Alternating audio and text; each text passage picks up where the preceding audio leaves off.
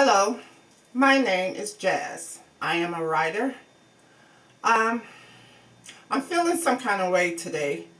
Not just today, but I'm feeling some kind of way about what's happening in the world today.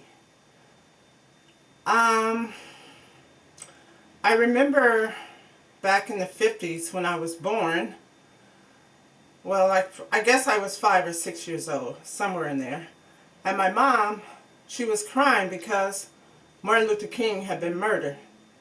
And shortly after that, John F. Kennedy was murdered. And also his brother, Robert Kennedy. And those times that we were living in back then makes me think about the times we're living in today. And it brought back that feeling that I felt watching my mom cry her heart out for a person that I felt she didn't know, but this person meant a lot to her. All of these people did.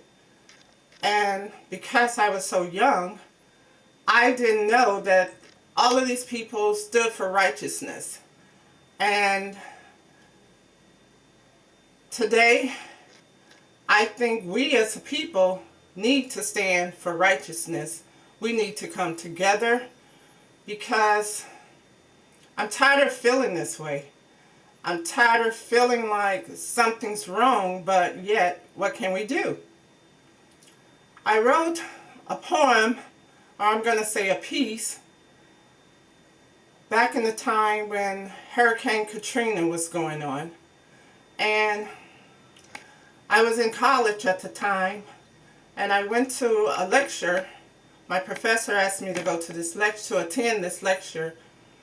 And it was speaking to journalists about covering news when there's a catastrophe. Hurricane Katrina was one.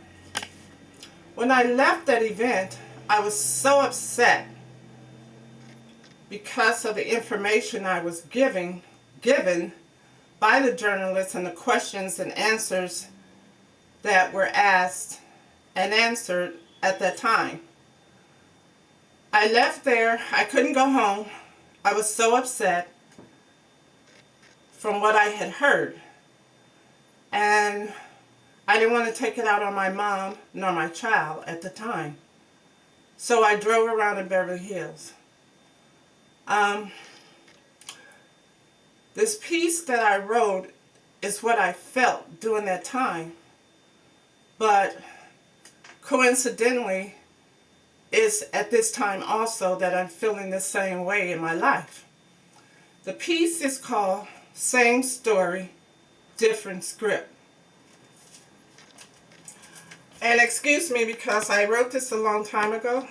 I'm going to have to kind of look back and forth. I do know some of it by heart, but it's been a while, so bear with me.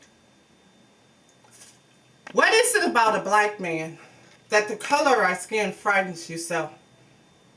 What is it that you know about me that you don't want me to know?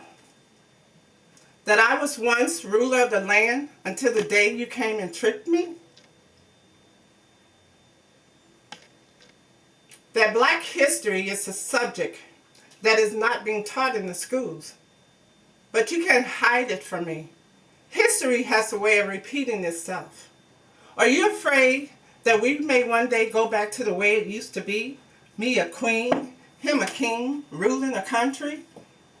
You know I'm told that my history is said to have been as glorious as it could be, but you tried hiding it and taking it away from me to never see. Scholars, scientists, inventors, and mathematicians, yes, that's who we are and oh so much more. Which is why it would be quite a mystery, because let you tell it, I am no good, and that is how you choose to display me. But how can that be? I am the originator of the land, and all of you came after me. So you might as well stop this foolishness and just let us be.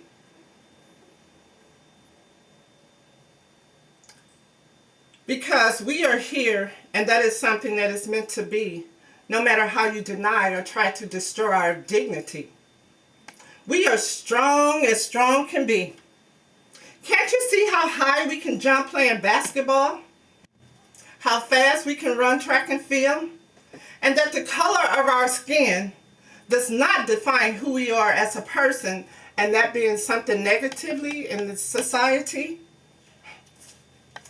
makes me want to shake my head. But then again, I know this can't be true, because there are the Magic Johnsons, the Bill Cosbys, the Rosa Parks, the Frederick Douglasses, the Langston Hughes, the Maya Angelous, just to name a few. Why don't you give us the same rights as any person of another ethnicity? Why doesn't our so-called government look out for us as they do people of other races or people in other countries? I just want you to know that I realize who I am and where I come from. You can't take anything from me. I believe in God, and my faith is as strong as it can be, which allows me the opportunity to stand up, to be counted, to be free, no matter what you may try and put over on me. That's part one. I also wrote this other poem, which I call it The Times, because it seems like I live in two worlds. The one world where I feel like I hate, but I know I'm not supposed to hate because my mom didn't teach me to hate. And I know being a child of God, you're not supposed to hate. But these two worlds I live in right now, or that I feel as if I live in, I don't like them. This is the other piece called The Times. I saw him just the other day. He had a big, beautiful smile on his face. And then I heard his mother sigh before she broke down and she began to cry. And then I remember what the elders used to say about back in the day when strange fruit hung from the trees. It was the times, just like here today. I'm surprised that any one of us can keep our sanity because of all the stuff we hear and see on TV. It is the times in which we live today. I wish all of this would just go away, and I continue to pray and ask God for that day. The day that I don't have to say, "Where is my black brother with that big, beautiful smile on his face?" And I don't have to wonder about the times in which we are living in today. I wonder if you see yourself when you look in his face, when you put the gun to his head, bang, and for no reason he's dead. I wonder if you heard his soul cry as he dropped, wondering why. And when you looked into his eyes, did you have a reason as to why? The times in which we are living in today don't make much sense, needless to say, and I'm still wondering, where is my brother with that big, beautiful smile on his face? Just remember that every dog has his day, and one day someone just might say, "Where is my brother? Where is my brother?" With that big, beautiful smile on his face. The times in which we are living in today. Do you think that taking someone's life makes you a man? Or is it a senseless act and he would have never had a chance?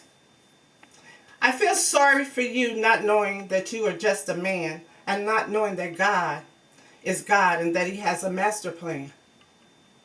We each have to give into account for what we do here on this earth. But you taking a life, it's a cowardice act. Because now you're the man with the gun in your hand. The times in which we are living in today. I pray for you, and I pray for me, And I pray for all the people that think like you. And I pray that God have mercy on your soul. The times in which we are living in today make me shake my head and don't have too much to say. These are the two worlds that I feel like I am caught in between. One where I feel like I want to hate people, and the other where I feel like there's all this senseless killing among people that look just like me to each other. I think we need to come together as a people and share love, because I've been told that love is what makes the world go round. That's all I have to say for now. This is Jazz checking out. Thank you for listening.